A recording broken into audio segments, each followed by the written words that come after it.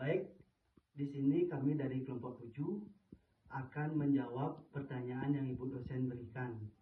Sebelum menjawab pertanyaan, izinkan saya memperkenalkan diri.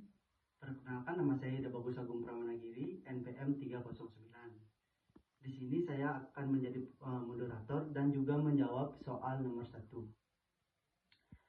Langsung saja, soal nomor 1. Mengapa beberapa perusahaan multinasional lebih memilih untuk memasuki pasar tertentu melalui kantor perhubungan terlebih dahulu? Dan jawabannya, alasan utamanya itu ada 4.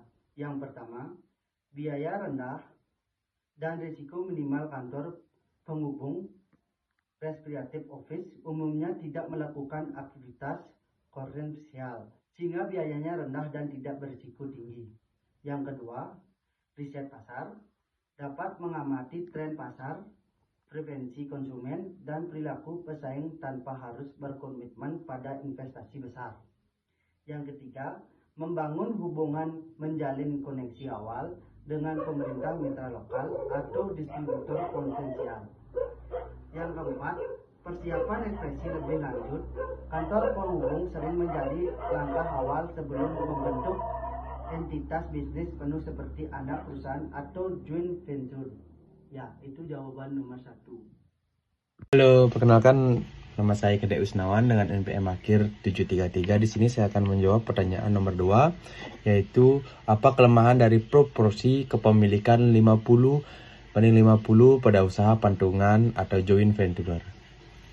Yang pertama itu ada kelemahan deadlock dalam pengambilan keputusan. Karena kedua pihak memiliki kekuasaan yang sama, keputusan penting bisa terhambat jika terjadi ketidaksepakatan.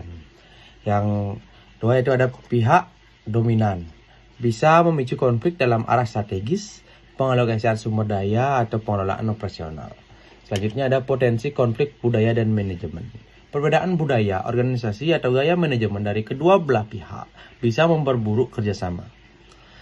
Yang selanjutnya itu adanya kurang fleksibilitas. Perubahan dalam strategi global satu pihak bisa sulit diimplementasikan tanpa persetujuan pihak lain. Itu jawaban dari saya. Perkenalkan, nama saya Ika Dek Pila Saputra dengan NPM akhir 600. Di sini saya akan menjawab pertanyaan nomor 3.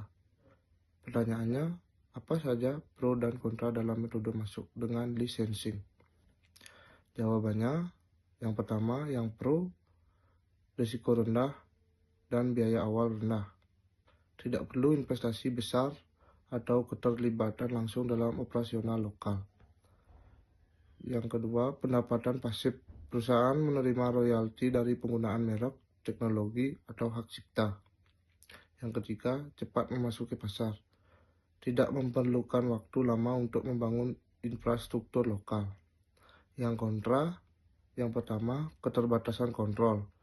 Perusahaan lisensor memiliki kontrol terbatas atas kualitas produk, pemasaran, dan strategi lokal. Yang kedua, risiko penyalahgunaan kekayaan. Baik, sebelumnya perkenalkan, nama saya Putu Indra Putra Pratama dengan NPM akhir 777 dari kelas C15. Di sini saya akan membahas pertanyaan nomor 4 mengenai apa kelebihan dan kelemahan operasi greenfield dibandingkan dengan akuisisi. Operasi greenfield membangun dari nol. Yang pertama ada kelebihan, kontrol penuh. Perusahaan dapat merancang operasi sesuai kebutuhan dan standar mereka. Yang kedua, budaya perusahaan utuh. Tidak ada konflik budaya warisan dari perusahaan sebelumnya. Yang ketiga ada efisiensi jangka panjang. Infrastruktur modern bisa lebih efisien jika dirancang dengan baik sejak awal. Kelemahannya, yang pertama ada butuh waktu lama. Memerlukan waktu lebih untuk membangun fasilitas, merekrut staf, dan memulai operasi. Yang kedua ada risiko tinggi, tidak adanya basis pelanggan atau infrastruktur yang sudah ada meningkatkan risiko. Di sini saya akan menjelaskan tentang akuisisi. Yang pertama kelebihan, ada akses cepat ke pasar. Dapat langsung memanfaatkan jaringan distribusi, merek lokal, dan pelanggan. Yang kedua ada skala ekonomi instan. fasilitas produk dan sumber daya manusia sudah tersedia. Ada yang ketiga, mengurangi kompetisi akuisisi, bisa sekaligus mengeliminasi pesaing. Kelemahannya, yang pertama, biaya akuisisi tinggi.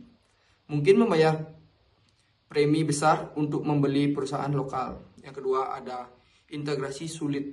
Bisa terjadi benturan budaya dan perlawanan dari karyawan atau manajemen lokal. Sini ada yang ketiga, yang terakhir, potensi masalah tersembunyi. Termasuk kewajiban hukum, hutang tersembunyi, atau masalah reputasi. Perkenalkan, nama saya Imadi Bilik Aditya Emanuel, NPM akhir 135. Saya akan menjawab pertanyaan nomor 5, itu tentang mekanisme apa yang dapat digunakan perusahaan untuk melindungi diri dari hubungan kemitraan yang berakhir buruk. Jawabannya itu, perusahaan dapat melindungi diri dari kemitraan berakhir buruk dengan membuat perjanjian kemitraan yang tertulis, mencakup hak dan kewajiban masing-masing pihak, serta cara penyelesaian jika terjadinya konflik. Klausul exit disiapkan untuk mengatur cara keluar dari kemitraan, seperti pembelian saham atau likuidasi. Untuk menjaga kerahasiaan, bisa digunakan perjanjian non-disclosure atau NDA. Dan untuk mencegah persaingan setelah putus mitra, bisa ditambahkan konsul non-komplit. Pemisahan aset pribadi dan bisnis juga penting agar tidak terjadi sengketa kepemilikan.